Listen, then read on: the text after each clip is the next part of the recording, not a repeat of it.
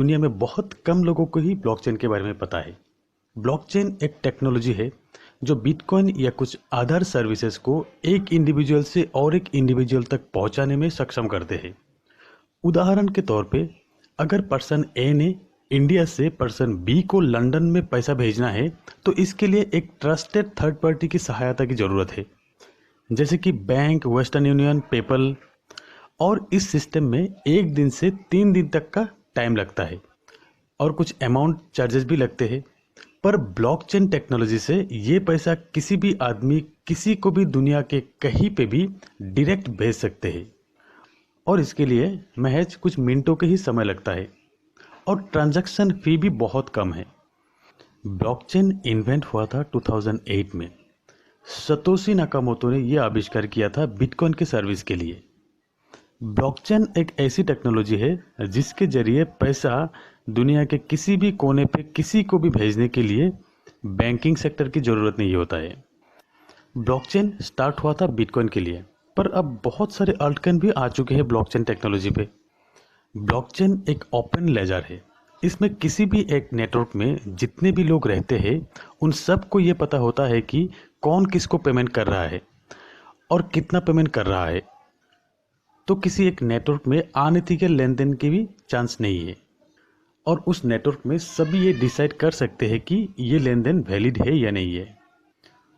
और अगर आप कुछ ट्रांजैक्शन करते हो तो ये ट्रांजैक्शन के डाटाबेस हजारों कंप्यूटर में रहेंगे। ब्लॉकचेन हैक करना मुश्किल है। इसके लिए हैकर्स को एक साथ एक ही समय पर हजारों कंप्यूटर को हैक करना पड़ेगा। इसी के कारण से ब्लॉकचेन को एक सुरक्षित टेक्नोलॉजी माना जाता है। ब्लॉकचेन का फर्स्ट यूज हुआ था 2008 में, जब डिजिटल करेंसी बिटकॉइन आविष्कार हुआ था। बिटकॉइन एक डिसेंट्रलाइज्ड क्रिप्टो करेंसी है जो कि किसी भी देश या किसी भी बैंक के अधीन में नहीं है। अधिक जानकारी के लिए आप गूगल सर्च कर सकते हैं, या तो डिस्क्रिप्शन में मेरा एक वीडियो लिंक है, वहाँ पे जाके आप देख सकते हैं। ब्लॉकचेन का यूज़ क्रिप्टो करेंसी से शुरुआत हुआ, पर इसका यूज़ धीरे धीरे गवर्नमेंट और पब्लिक सेक्टर के यूज़ के लिए रिसर्च में है, जैसे कि सरकारी या लीगली डॉक्यूमेंट। उदाहरण के तौर पे किसी भी एक प्रॉपर्टी का लीगल डॉक्यूमेंट जो कि पब्लिक रजिस्टर द्वारा किया जाता है, जो कि एक प्रूफ है कि इस प्रॉपर्टी का ओनर ये आदमी है।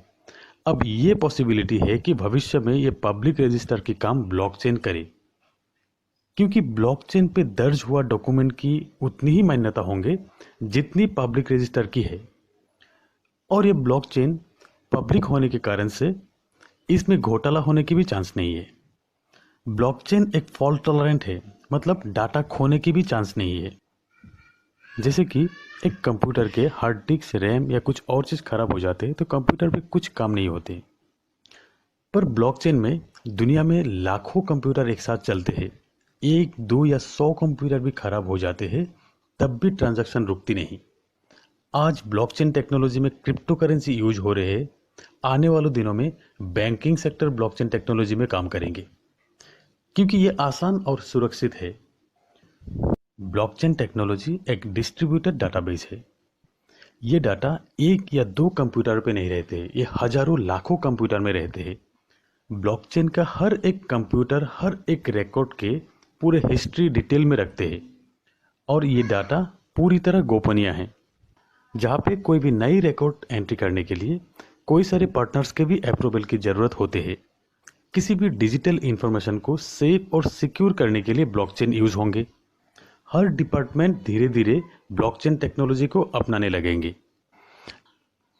यूनिवर्सिटी की डिग्री हो या पासपोर्ट हो, अगर ब्लॉकचेन पे रिकॉर्ड हो गया तो इसे हैक करने भी चांस नहीं है और कोई फर्जी भी नहीं बना सकते। और अगर सरकार के स्कीम के तहत किसी गरीब आदमी को कुछ पैसा देने हो, या किसी स्टूडेंट को स्कॉलरशिप अमाउंट देने हो, या किसी प्राकृतिक आपदा से पीड़ित किसी को कुछ भुगतान देने हो, तो किसी थर्ड पार्टी के बिना ही ब्लॉकचेन टेक्नोलॉजी के तहत सीधा उस आदमी के मोबाइल तक ये राशि पहुंच जाएगा।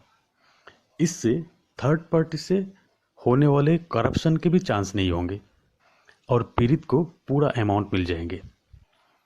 तो देश के हित के लिए सही बदलाव को अपनाना चाहिए। गवर्नमेंट ऑलरेडी ब्लॉकचेन पे फोकस कर रहे हैं। ब्लॉकचेन और डिजिटल दुनिया के हर अपडेट के लिए सब्सक्राइब कीजिए मेरा चैनल और बेल आइकन को दबा के रखिए। अगर ये वीडियो अच्छे लगे तो लाइक ज़रूर कीजिएगा और शेयर भी कीजिएगा कि दूसरों को भी पता चले ब्लॉकचेन क्या है।